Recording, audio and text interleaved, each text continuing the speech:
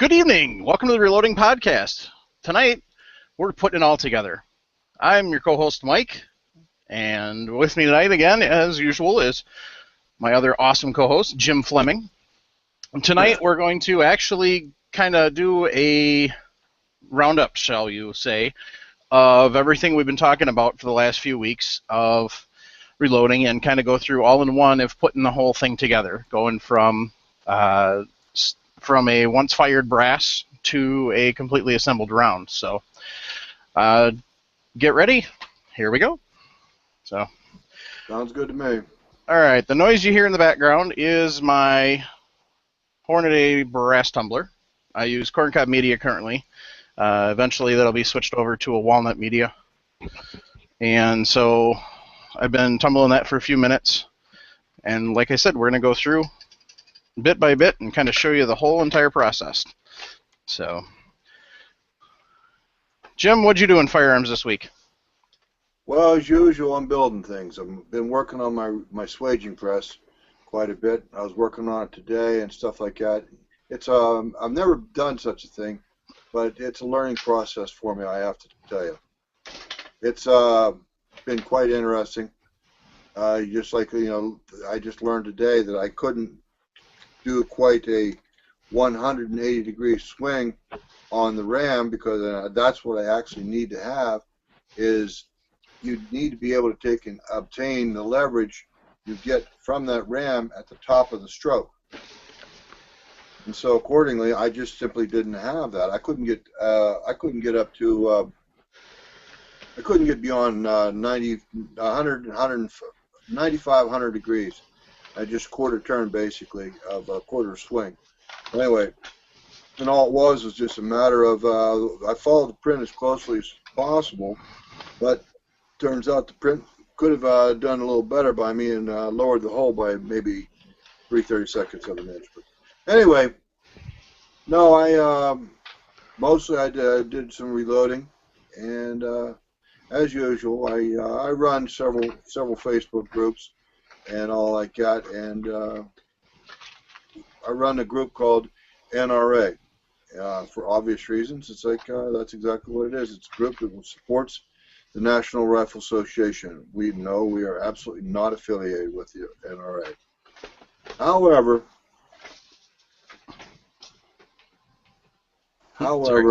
it's no, that's fine, Mike. I just taken. I live by the Second Amendment. I firmly believe that the Founding Fathers were divinely inspired when they wrote the Constitution, created the Constitution, and I try to do something with guns and reloading all day, or every day, not all day. God, I don't have enough money to do that. Indeed. Yeah. All right. What about you? What'd you do this week? Well, I took my boys earlier this week to archery practice. It was supposed to be archery and air pistol, but unfortunately, our shooting range didn't have power due to the fact that we've had some nasty weather around here for the most of the week. We've got about 8 inches of rain, I think, this week alone. Quite a few nasty thunderstorms, a couple tornadoes in the area.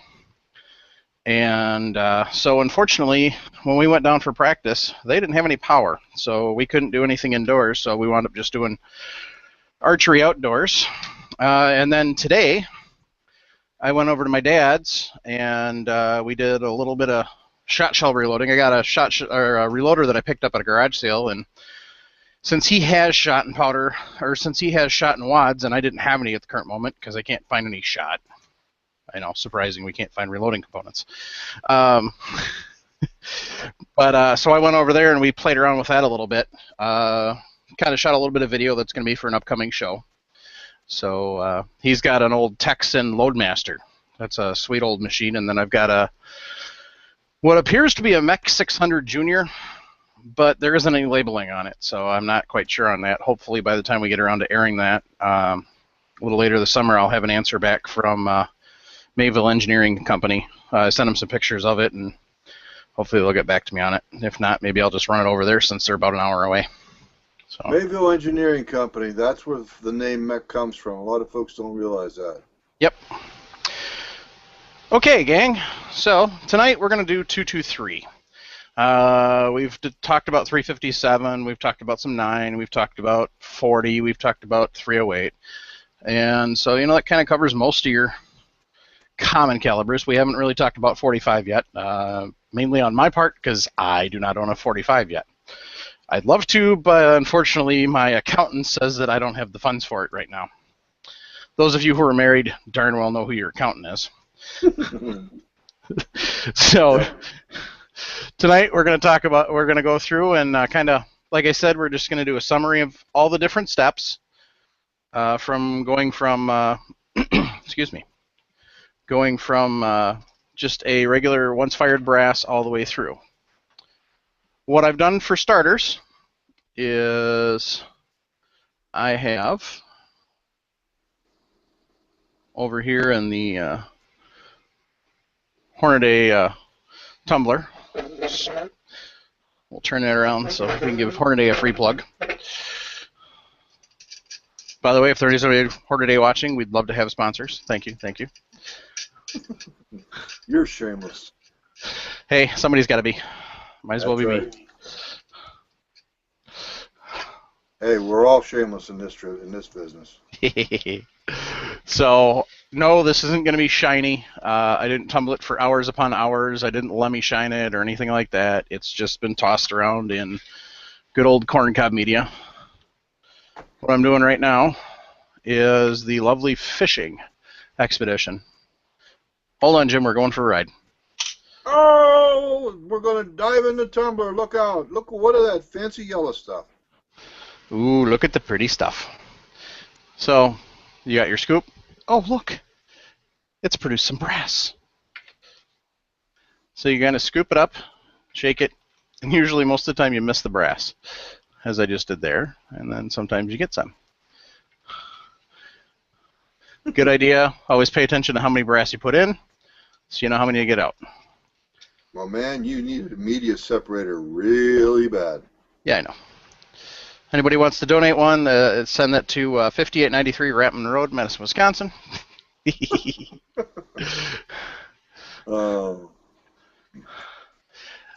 This one comes with a different cover that you can screw on, but it's so darn messy to try and put it into anything. I just don't use it. I just do the sifting instead. Yep. So, and usually what I'll do is get fed up with the little cat litter scooper that they send with it, and then just start fishing by hand.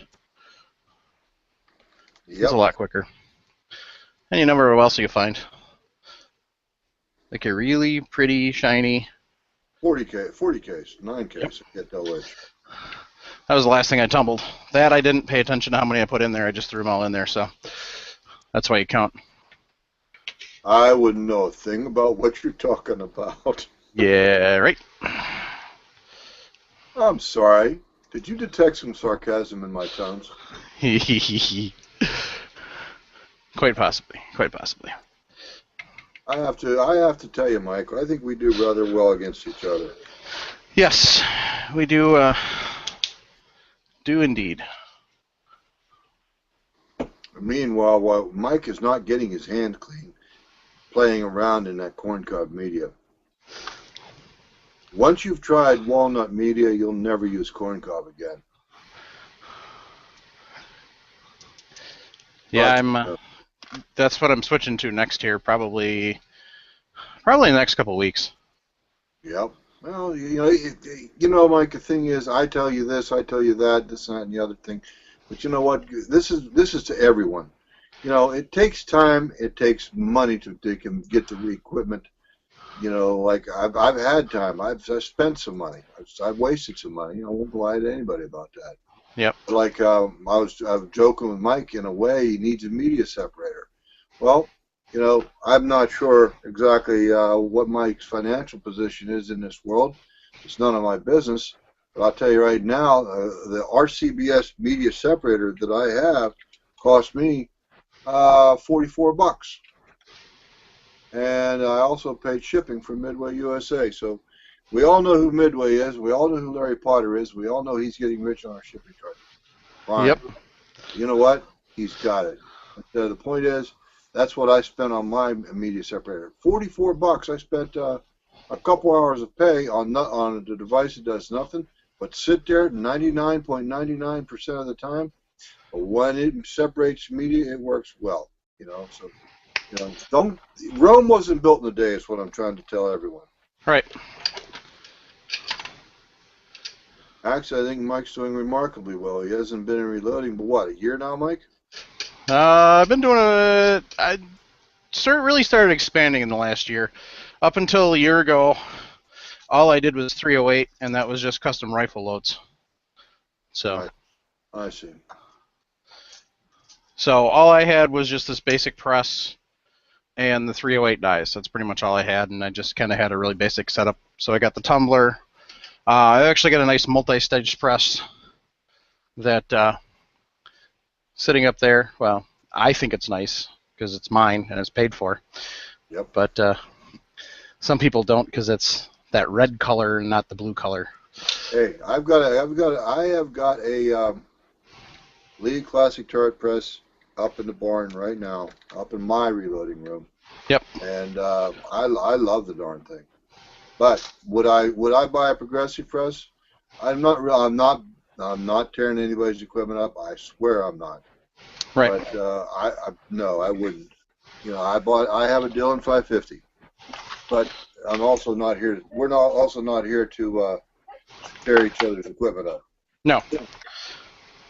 And like I said, like we've said before, it's what you can afford at the time and what you can make do with. And, at some point in time, I promise you, I will have a really nice reloading bench, and it will have a lovely blue multi-stage press on it. For now, I got a really good deal on that Lee, otherwise I wouldn't even have a multi-stage. So, and, you got to start, like Jim was saying, you got to start somewhere. So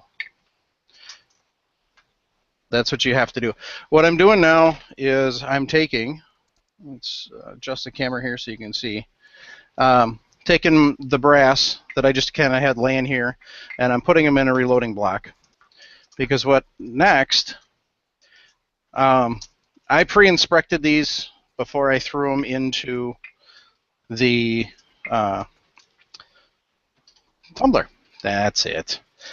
Excuse me. These are all once fired out of my own personal AR-15. So they were brand new. And I do have some brand new brass here, or brand new fully loaded cartridges for comparison. I like doing that because I know that these fit in my magazine. Also, I know they're going to be loaded to factory specs, so I can use that as a comparison. It makes it a little quicker, but also we've got my caliper here, which we're going to show, and then all sorts of other stuff. So what first I want to do is I'm going to go ahead and size these. And what I need to do is I need to grab my die set and open that bad boy up. Now, one of the nice things about Lee sets, good grief,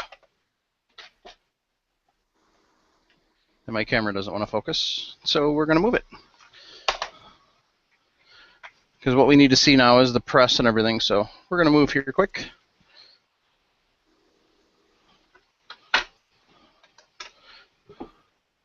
All right.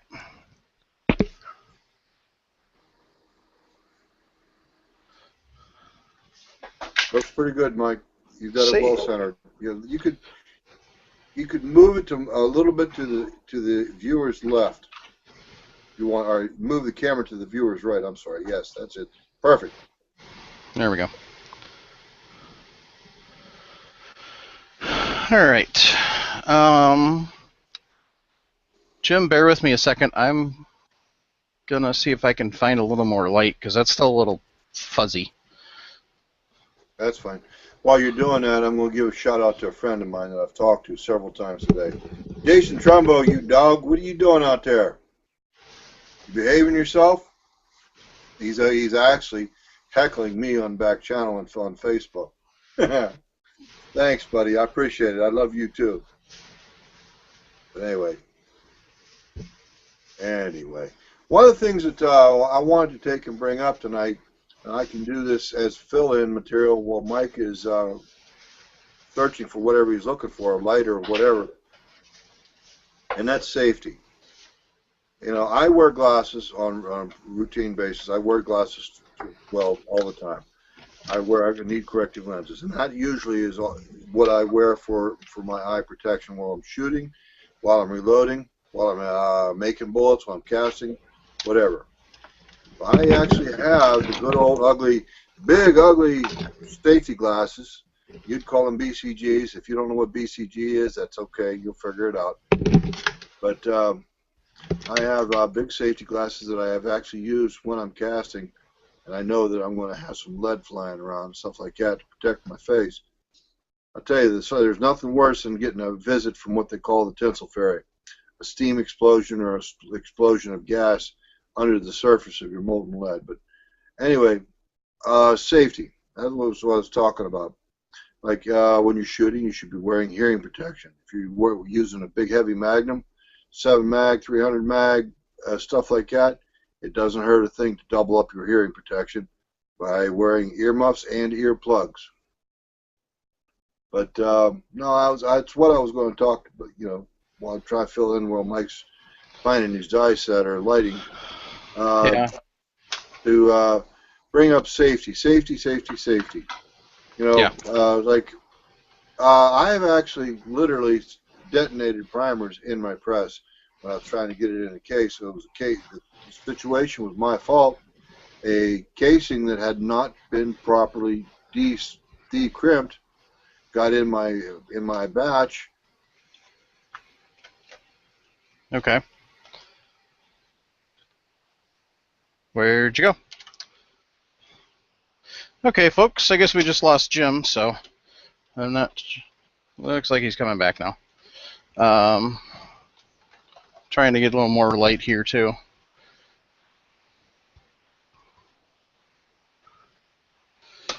Let's see here.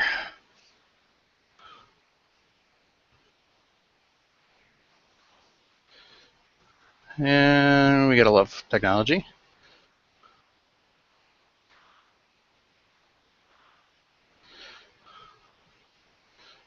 Okay. So anyway, as Jim was saying, safety. It's easy to have all sorts of stuff go wrong and stuff blow up in your press. Not realize that it's a new primer in there instead of an old one. And you run your ram down on it really hard and hit it. All sorts of different things. So, all right.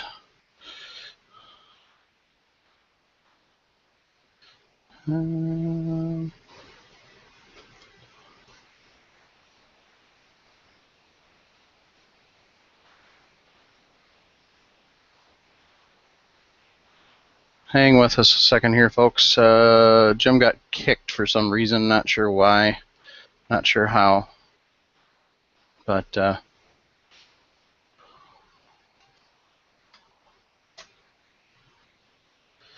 so I see we got 5 viewers tonight. The Q&A app is up, so if you got questions, go ahead and send them. If you want to make smart aleck comments, you can do that too. By all means. So,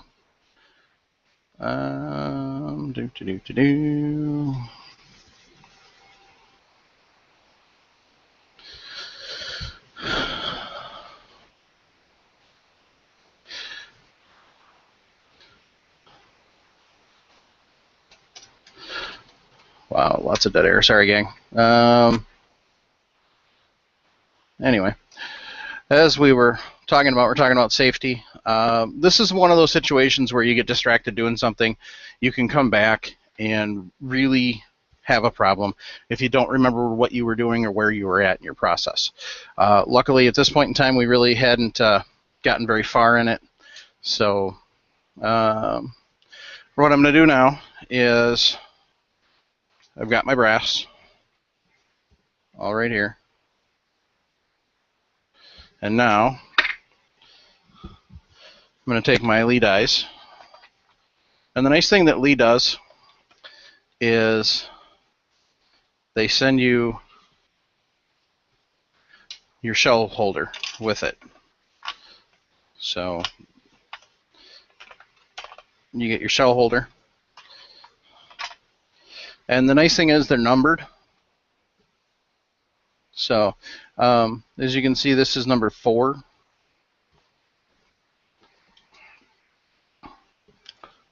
Let's see if that lights it up better so you can see it.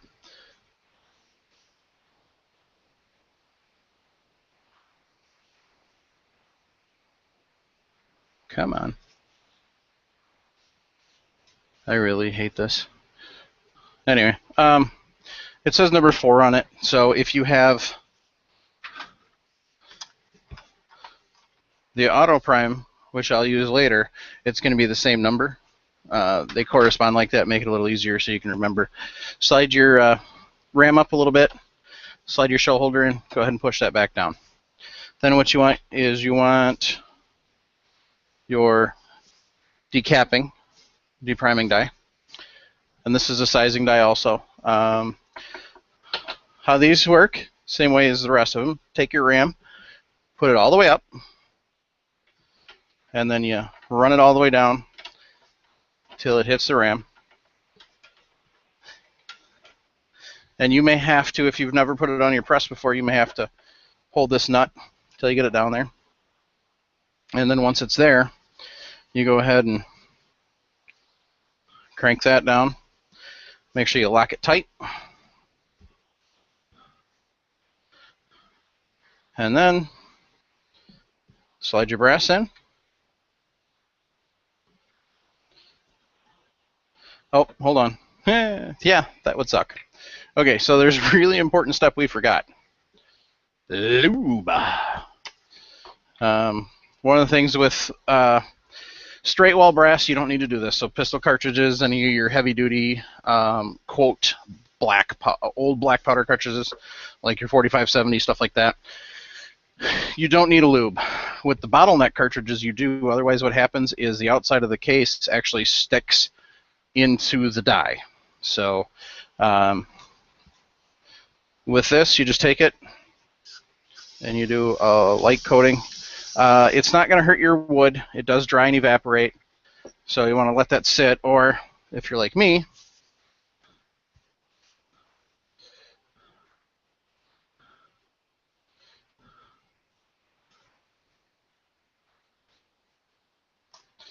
you can hold it down here on a fan.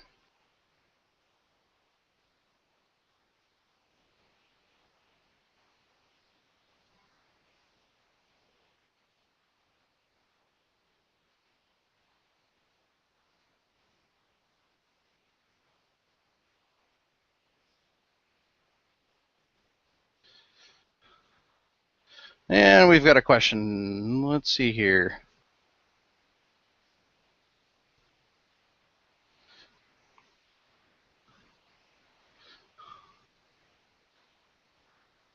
From Lucas J. He says, this channel is online. This is part of the Firearms Radio Network, which is online. We do have audio broadcasts on YouTube or on iTunes, and we do have the video broadcast on YouTube at YouTube/Reloading Podcast.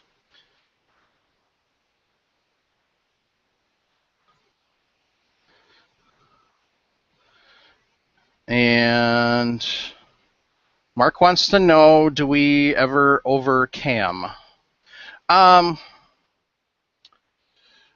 In reference to, were you talking about with Jim's swaging press, or are you talking about just regular reloading press, Mark?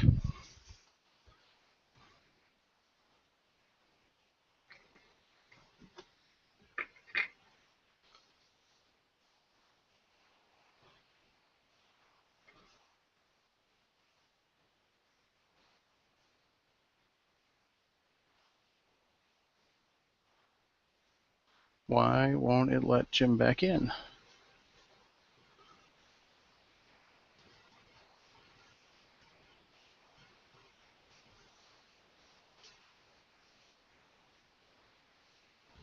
So, okay. Sorry, it's just not letting Jim back in. I'm not sure what's going on, so we'll just continue on here. So we've got our lighting die, our decapping dice locked down. We've lubed our cases. So we're going to go ahead and put that in. And then you slowly bring the ram up, and you'll watch the primer shoot out the side. Run that all the way up to the top, and then bring it back down. And then usually what I'll do is, I'm just doing 20, so what I'll do is I'll actually take the deprimed brass and put it down at the other end. So that way I know I've already deprimed them. Kind of helps keep things a little more steady, a little less discombobulated.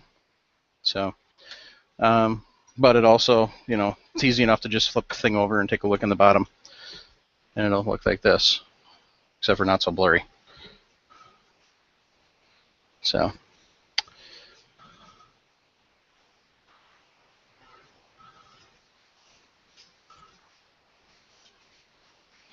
Okay.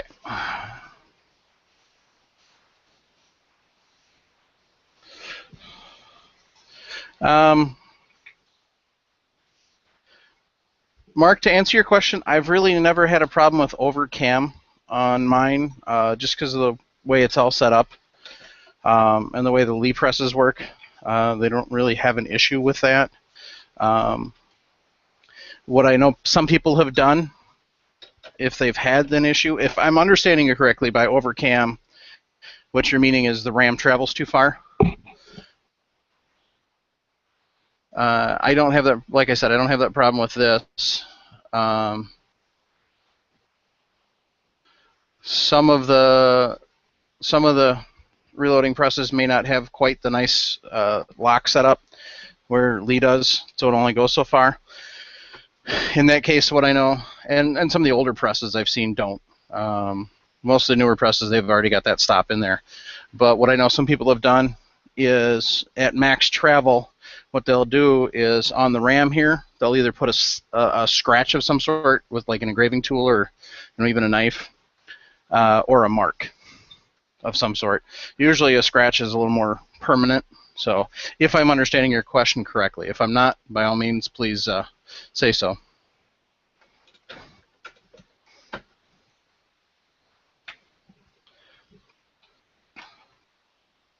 And so we're doing 20, so we're just going to go through, and you can get a pretty good rhythm. Like I said, this one automatically stops when it gets to the top once you've set the die right. So it's not really an issue of having to worry about going too far.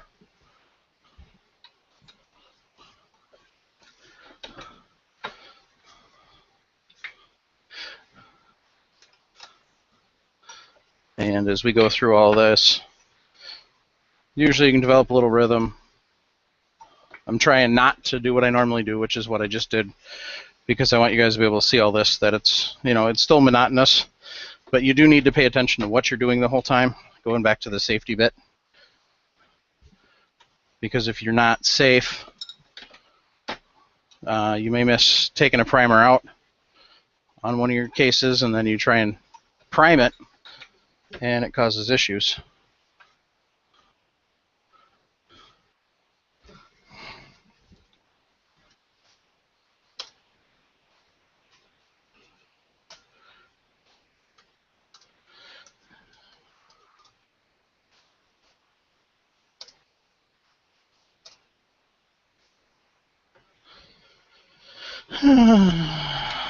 Oh, brother. Excuse me. Sorry, that was Jim messaging me. For some reason, it won't let him back into the podcast.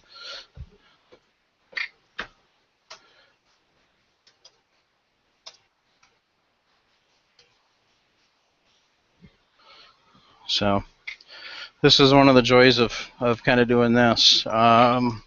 With technology, it doesn't always play nice. So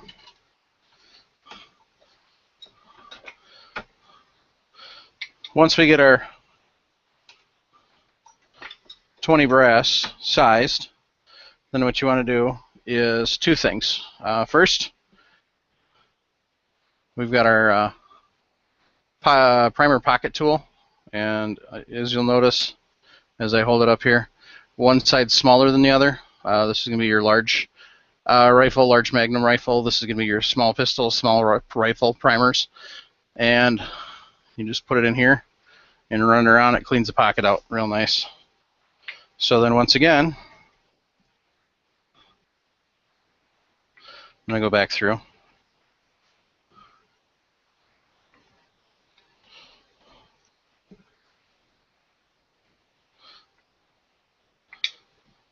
And the idea is you're just trying to get the grit and grime out of there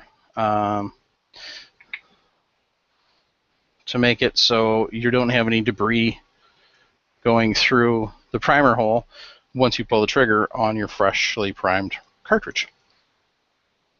So you get a clean burn. And you just do this for all 20. I do know people that don't do this, especially if you use a multi-stage press and you deprime and prime out at the same time. But, excuse me. All right.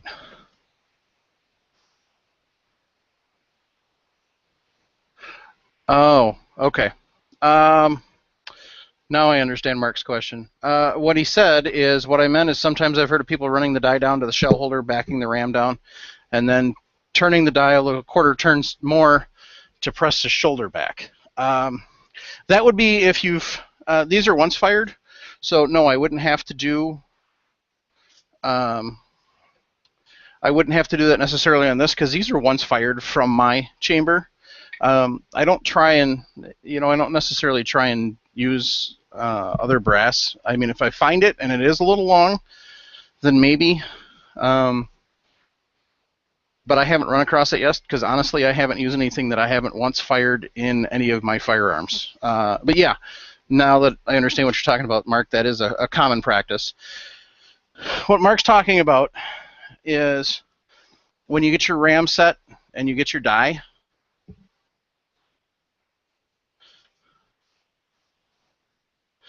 and you turn it down, what he's saying is then you take your ram and you pull it down out of the way, and you go ahead and turn your die a quarter turn and lock it down.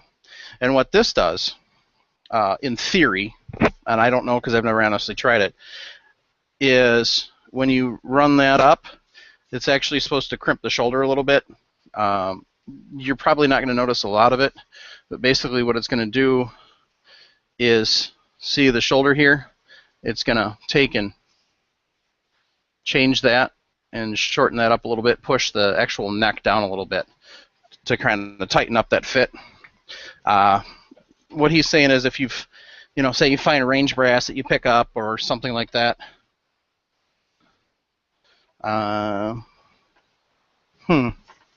so that would, I honestly, I've never tried it, so I don't know. If we weren't having the technical difficulties, Jim would be the one to ask on that. So, but since I'm firing I'm basically what I'm firing, what I'm doing right now is it's what we call chamber fired brass, or chamber formed brass, I should say.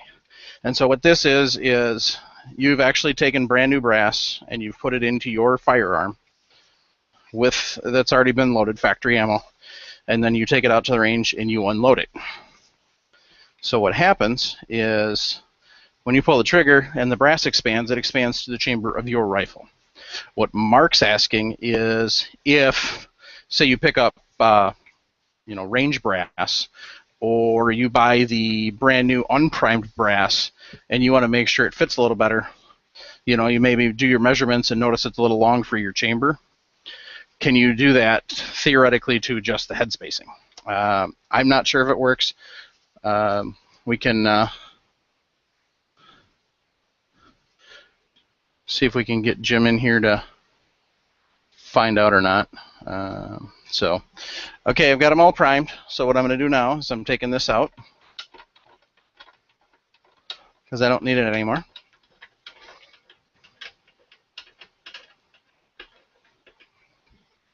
And then We've got them cleaned up. One thing you'll notice when you get to reloading, unless you're OCD, is you'll get a lot of stuff in the way. So you got to kind of make sure you pay attention to your desk.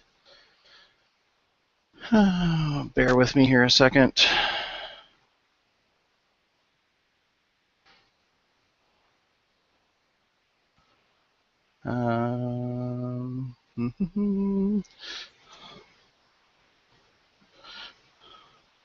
So next up, what I'm going to be doing is removing any burrs.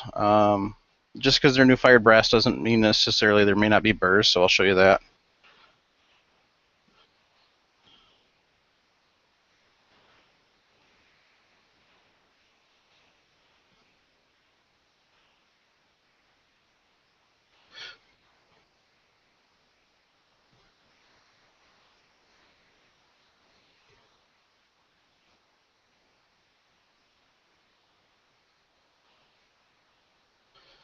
Oh, good grief. So,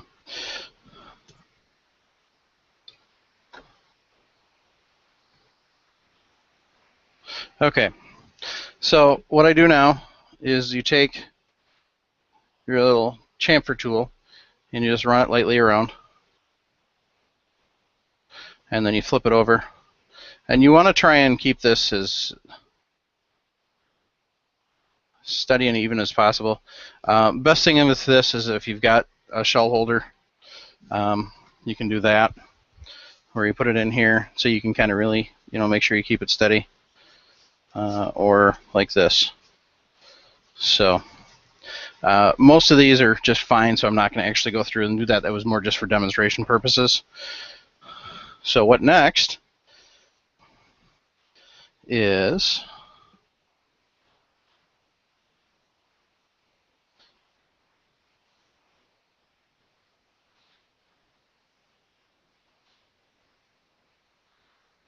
oh crap. Next is this little tool right here.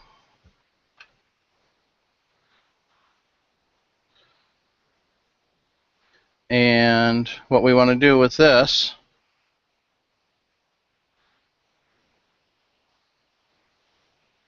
is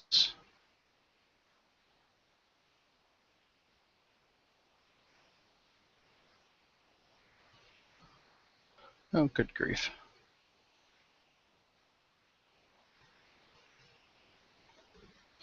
Is we're going to take our brass and put it in here where it says 223 Remington and make sure it's not oversized. If it is, then at this point in time we'd have to actually trim it. Now this is all once fired brass, so theoretically you shouldn't have to actually do that with one fired brass. Next up is going to be priming. So now what we're going to do first off is I have a Lee Auto Prime. So what I need to do is it needs a shell holder. Now, like I said earlier, Lee does stay consistent with their shell holders. If you're not sure, inside the shell holder they have a list of all the different shell holder numbers and all the calibers that you use. So, and the other way you can really make sure is let it go to old hand fit. Say it slides in, which it does. Now, to put this in, what you actually do is you squeeze down on the plastic, like so, and then you take and you slide your shell holder in to the slot, like so. Make sure you get it lined up so you can actually slide it in and out, and it should look like this. Then what we do is we take our primers,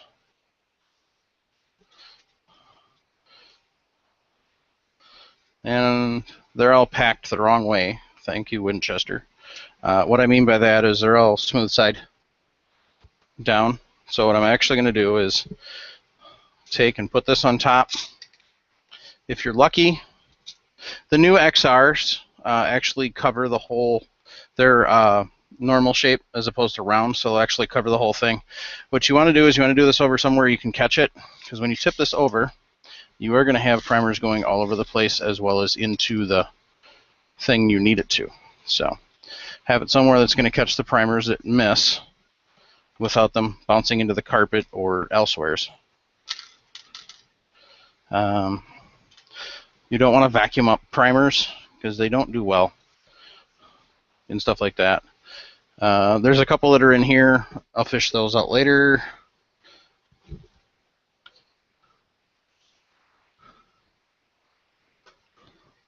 We're going to try and invite Jim again, see what happens.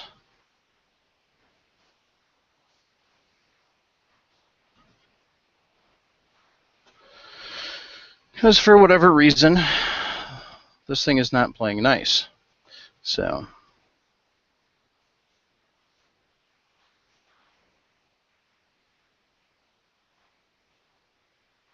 we're trying to get it to play nice so Jim can rejoin us.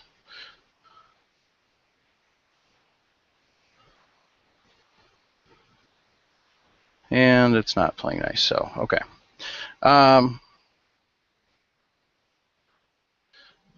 Once you get this, then you can see some of them are green side up and some are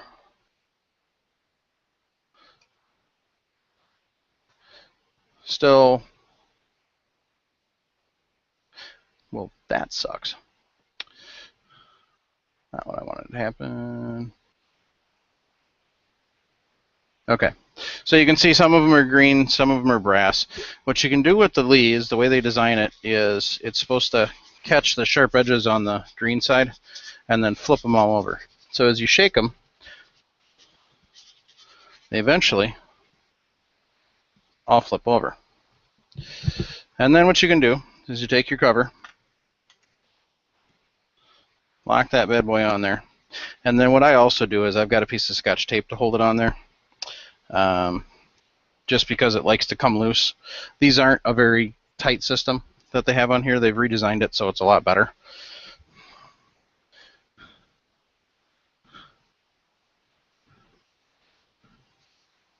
And Jim is now viewing. Hi, Jim. Welcome. Sorry you're not actually. So, all right. So, Jim, one of Mark's questions was what he meant is sometimes he's heard of people running the die down to the shell holder, backing the ram down, and then turning the die another quarter turn or so, and then locking it down so that way when you run the press up, it actually pushes the case farther up. Have you done that yourself? If you've had like a range brass or something else that you found that's not chamber fired?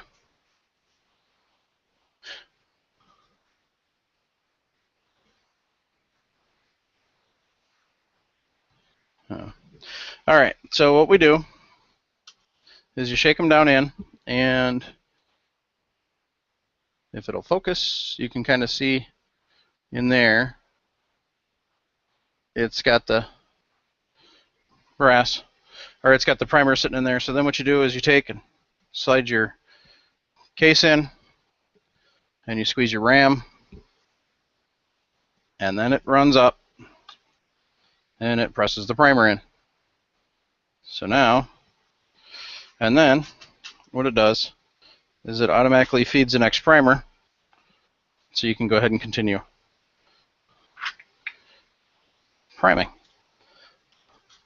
And this is something you can do sitting in front of the television or, doing whatever. Sometimes you do have to shake them a little bit. On this particular one, I actually did have to clean out the feed ramp because the primers would hang up on this.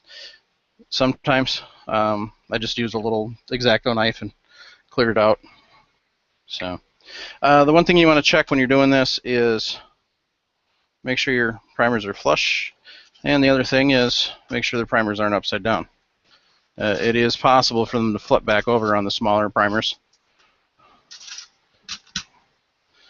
And then they'll flip back over when they run in. So you do have to pay attention to the primers as you're feeding the brass. Because if it's upside down, it won't necessarily prime right. So the other thing you get, it appears this one was a military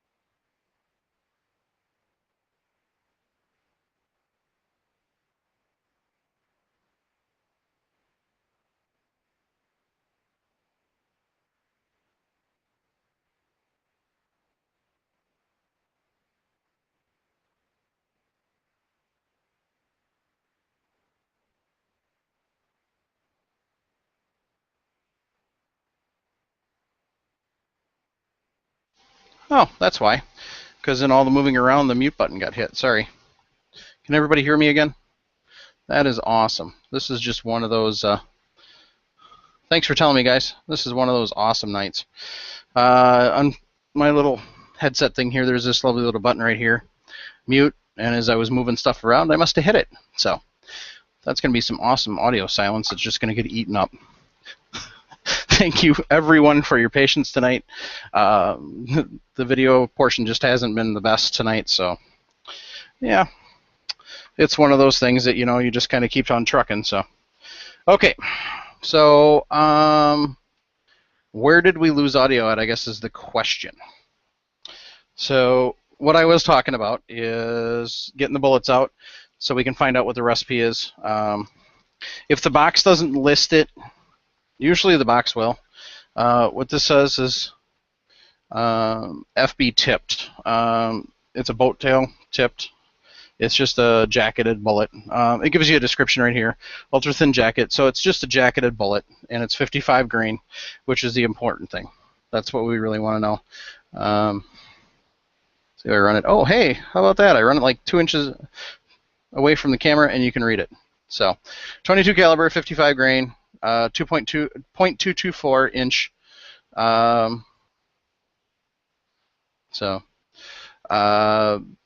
What we're looking for here is what type of bullet it is. And thank you, everyone who said we can hear again. Thanks for tuning in, everybody. I appreciate it. And I'll fix all this in post-production. And what I'll do is I'll fix this video. I'll put it back up so it's all complete and not all screwed up like it has been. So when you guys go to tune this in as a reference, it's not 5 minutes of silence and mumbling and bumbling and stumbling. So what we want to do is we want to find on here, Lee sends this lovely little handy reference. If you don't have it, if you don't have a recipe reference that comes with your dies, or you don't like the recipe, or the powder you have isn't listed, that's when you want to grab one of your reloading manuals, and you want to grab all your different internet references. And what I'll do for the show notes for this is I'll put all the different online options for all the different bullet manufacturers, the powder different manufacturers, where you can go and find this. Hogden, in their infinite wisdom, because they're smart people, what they did on the bottle, on the actual bottle, move this close so you can see.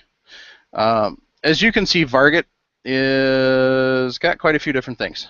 So this is all the maxes, as you can see, because it's 27.5, and we already checked the Lee specs, and they said max.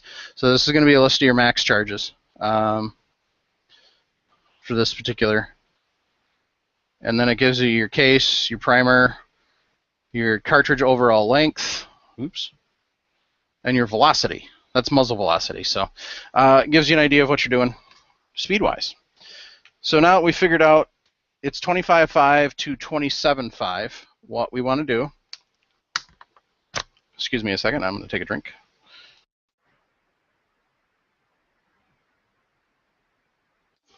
So I don't keep mumbling and stumbling. All right, so what I usually do, and this is me, and this is what I've had success with, as Jim was saying earlier, everybody does this differently.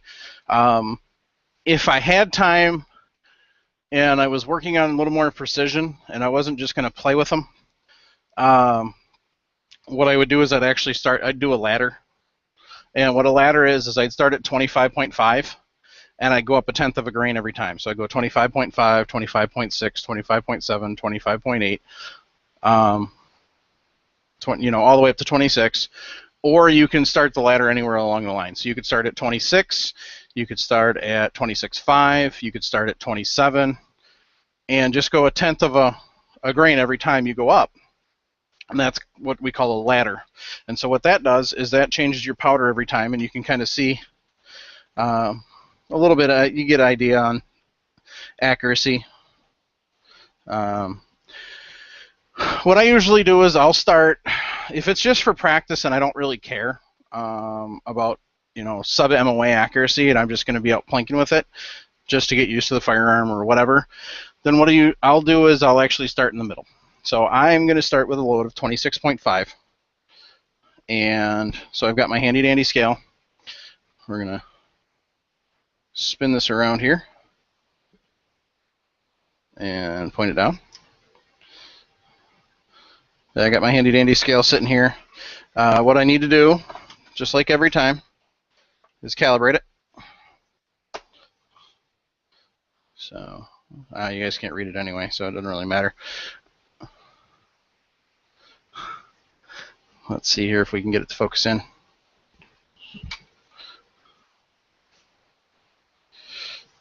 On the scale. Okay. And scale went off.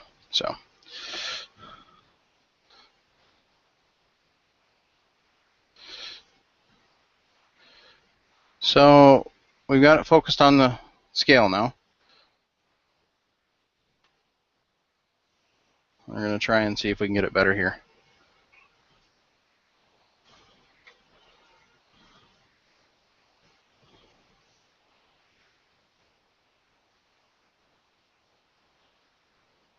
All right. So first off, we want to hold the mode button down. Nope. Every time you hit it lightly, it changes from grain to carat to ounce. So you hold it down, and then you'll see it go to cal. This is the one time the light's too bright. And then you hit it one more time. You got to hit it right. And then it starts blinking 100 grain. So what I want to do is take my handy dandy 100 grain late, put it on there, and you see it goes pass. So I can take that off, put my weight back in my box so I don't lose it.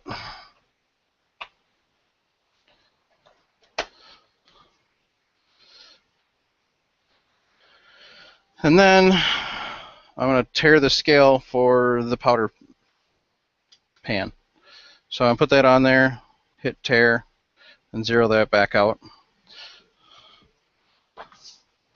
And then we're going to do powder. So what I'm actually going to do, because it came with the kit and it's handy, or it came with the dies and it's handy, is I'm going to use the powder dipper just as a scoop, because I am waiting for Palmetto State Armory to send my powder dispenser. I haven't seen it yet. So that's 18 grains. Some of your scales are calibrated or set up so you can actually add.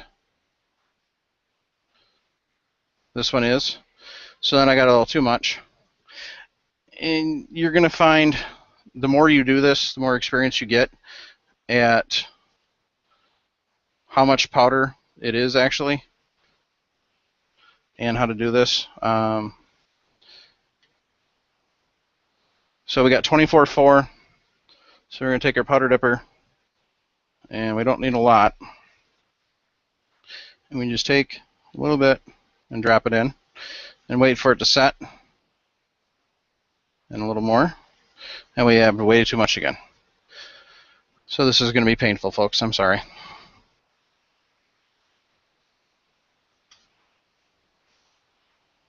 So 26.9. We'll take and scoop a little out. We got it to 25.9, and then we just tap. And it doesn't take much to change the weight. Just a few little bits. So, and you may find after it sits for a second that it changes. So then what you want to do is you want to take it off, let the scale reset, and set it back on. And if you start getting goofy readings, make sure your scale's clean.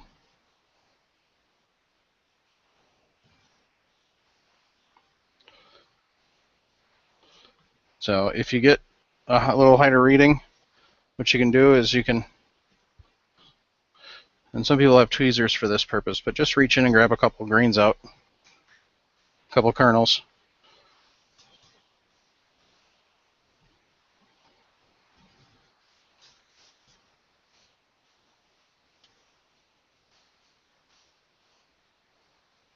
So that's messed up.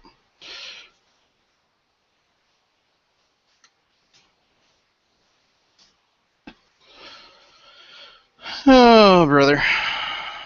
This was one of those days where I probably should have just not gotten out of bed.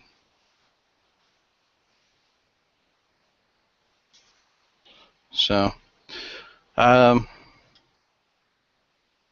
yeah.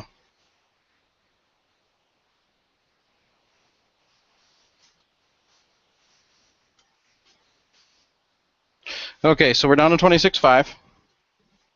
So now, and in the interest of saving you all from pain and agony, I'm just going to do one cartridge, and then we're just going to call it a night. So, because this has gone a lot longer than we wanted to, with a lot more mess and a lot more aggravation than needed to be. So,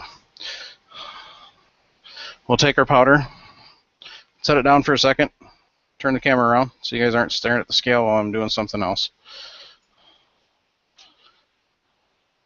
And don't leave your lid off your powder jug, because you will knock it over eventually. At some point in time in your life, you will knock it over, and powder sucks to clean up. It just does. There's no real easy way to do it safely. So take your little handy dandy funnel, which most of your kits come with, put it over your brass, like so. Take and pour your powder in.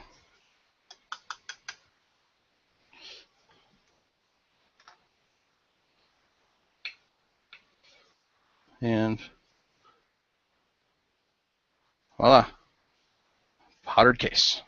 So I'm going to set that off to the side for a second, because now we need our bullet seating die. And that's this run right here. So what you want to do is, once again, you're going to take your ram, you're going to put it all the way up, you're going to start turning your die down.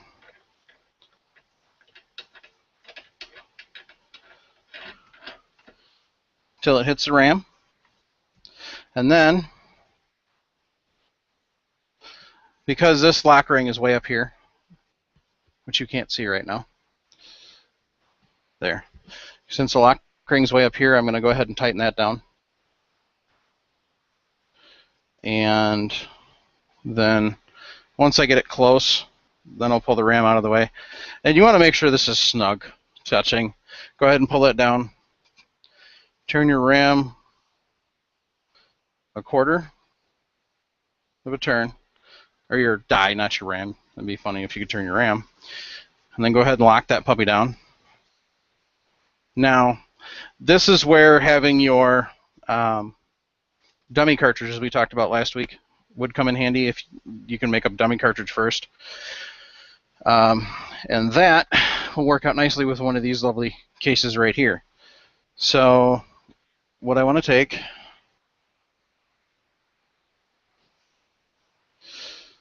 is, I've got a lovely little handy dandy factory box right here. So I can do that if I want, and have it sitting here to check for overall. And these are 55 grain, but these are full metal jacket. So the difference between the two is this one here is a copper jacket completely over the top of the bullet, all the way down to the butt, and then the bottom end is going to be exposed lead.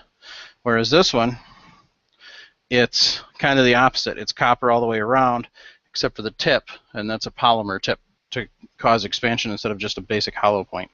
What I want to do is I want to check my bullet seating depth.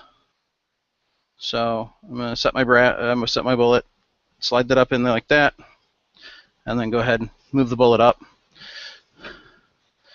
And you can check it against another cartridge.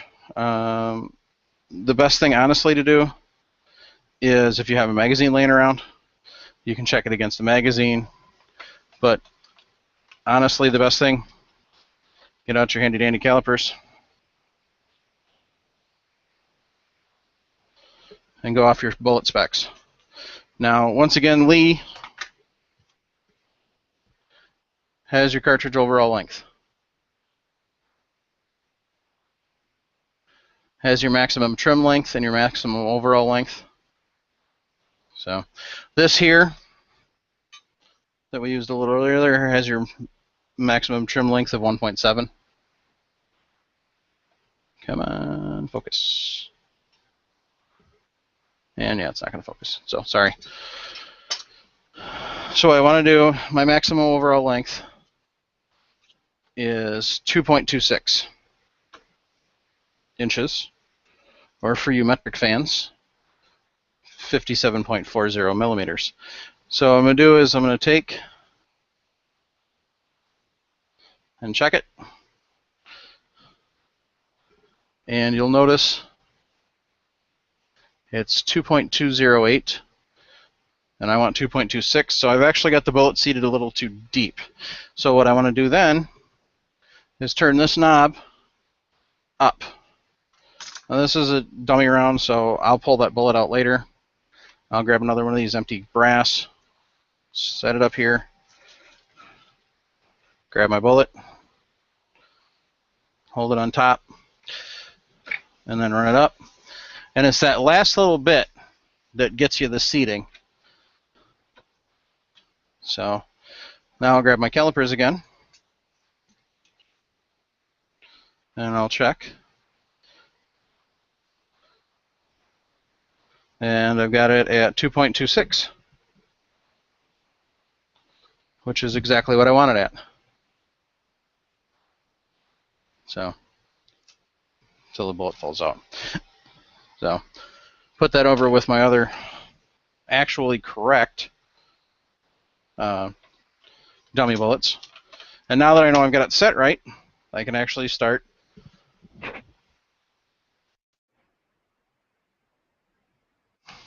loading my powdered brass. So I take this, set it in here like this, take my bullet, run it up, go ahead and seat the bullet. You know, you want to double check just to make sure. Nothing's funny, nothing's funky. You know, you can, honestly, if you're doing this, you can never over measure, or measure too much, I should say. So,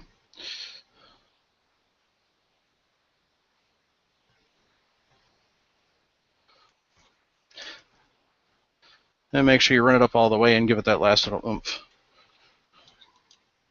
Because if you don't give it that last little oomph, it doesn't necessarily seat the bullet right. So, there we go. We got our correct measurement. So now the last step, because this doesn't crimp, the last step we want to do is we want to actually crimp it. And so now we've got our Lee factory crimp die. And this has got the nice little cross setup in it, just like the other one did, the 308 did. So go ahead and take the bullet seating die out.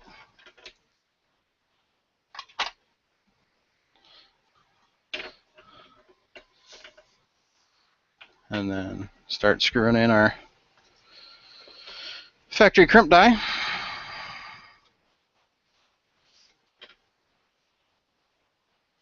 And once again, run your ram up. Crank that all the way down until it hits the ram. Now for your factory crimp die,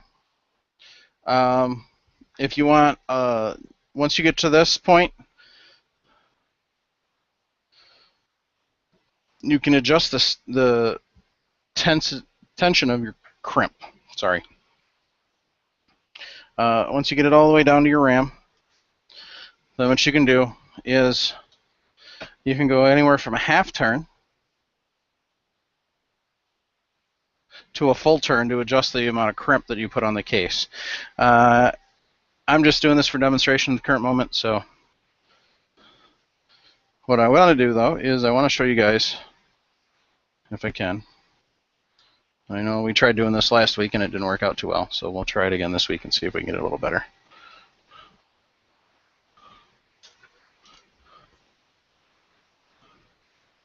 All right.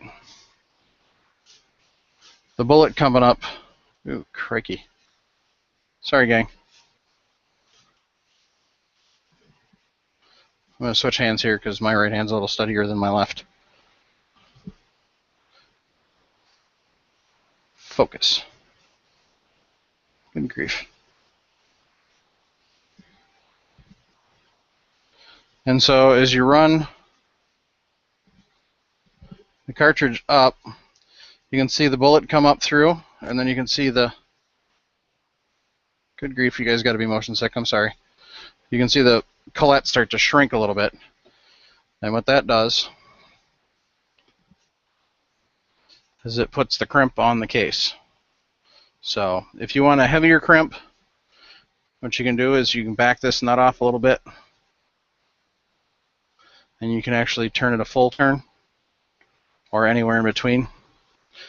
And then what that does is that just changes the amount of tension it puts on the case as you go through. Since I'm doing this video, what I might actually do is I might just reshoot it completely with my actual video camera.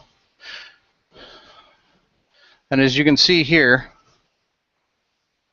that one, not only does it crimp, but it actually pushed it into the brass, or into the case a little bit. So you can see there's an actual dimple there, a little bit. That's definitely an over crimp. Will it shoot? Yes. Do you really need it that heavy of a crimp? Absolutely not. So knowing that, what I'll do is I would back it off. No need to pull it. Like I said, it will shoot. The only thing you may run into is if you're running towards a max load, you're going to want to be careful and not shoot one like that, because it's going to generate too much pressure before it requires. It's going to generate too much pressure before it starts moving down the bore. And if you're at your max capacity already for powder, it's going to generate too much pressure, and you could blow your gun up. I will pull that one apart just to be on the safe side. I always err on the side of safety. And so while in some circumstances, yes, you could possibly shoot that, am I going to? Heck no. Would I ever shoot one like that? Absolutely not. Like I said, I always err on the side of safety. I only have one life. I only have one set of eyes, one set of hands, and so on and so forth. And so, yes, I may be able to shoot this just fine. It may go through the barrel just fine. It may not have any problems. Do I want to take that chance? Not a chance. Like I said, it may just be fine, but I don't want to take that chance. So I thank everybody for hanging in with us tonight. Unfortunately, this one just kind of went to heck real quick. Somehow Jim got kicked or dropped and caused more problems. And then we just had issues from there. So what I'm going to do is I'm actually going to just reshoot this one with my actual video camera, and we'll get it a little better. So you can actually see how it actually should turn out, and then I'll take the audio off of that. But unfortunately, I'll take the audio from that and add it to the audio from tonight that we did have, and we'll go from there. So I thank everybody for hanging in once again, and you all have a very good night.